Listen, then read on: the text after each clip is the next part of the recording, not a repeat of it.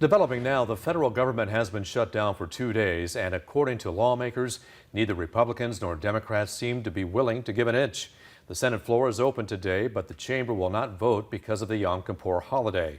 The next votes are scheduled for tomorrow, and if there's no agreement on Friday, Senate Majority Leader John Thune has said it is, quote, unlikely the Senate will take weekend votes, leaving millions of Americans and services in limbo. Action News reporter Brisa Colon is live at the Fresno-Yosemite International Airport tonight with a closer look at the current impact on air traffic controls and TSA agents, plus what this could mean for travelers if the shutdown stretches on. Brisa?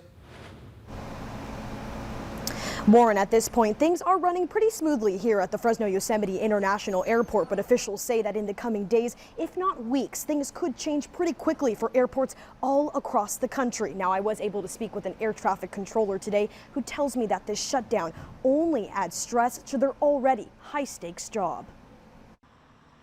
Day 2 of the government shutdown, and so far, it's business as usual at Fresno-Yosemite International.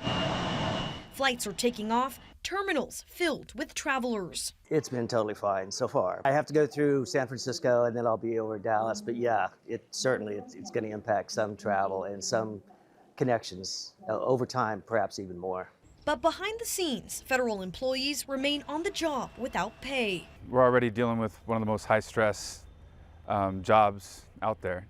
To add an avoidable stress on top of that it's hard to deal with. Roughly 50 people work in the Fresno Tower, including air traffic controllers and equipment maintenance staff. Jeffrey O'Gorman is the union president representing air traffic controllers. He says during this time, routine preventative maintenance will come to a halt. When we get to this point, they're not allowed to do the preventive maintenance. They're just waiting to see if something fails so they can fix it. O'Gorman says the shutdown has been rolled out differently than in the past, with the FAA Training Academy continuing for at least 30 days. This in an effort to lessen the impact on the nationwide traffic controller staffing crisis. Safety is our job, it's our passion, it's what we do. That will never be compromised. And along with air traffic controllers, roughly 95% of all TSA employees are also still on the job without pay.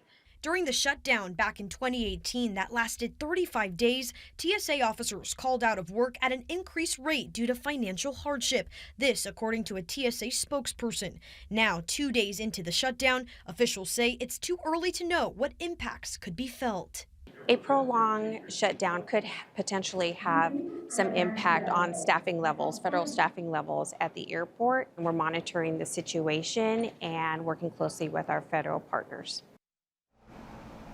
And O'Gorman tells me that during the last government shutdown, many of his colleagues had to get a second job just to make ends meet. But he says their priority will always be on safety, and travelers have nothing to worry about. Reporting from the Fresno-Yosemite International Airport, I'm Brisa Colon, ABC 30 Action News.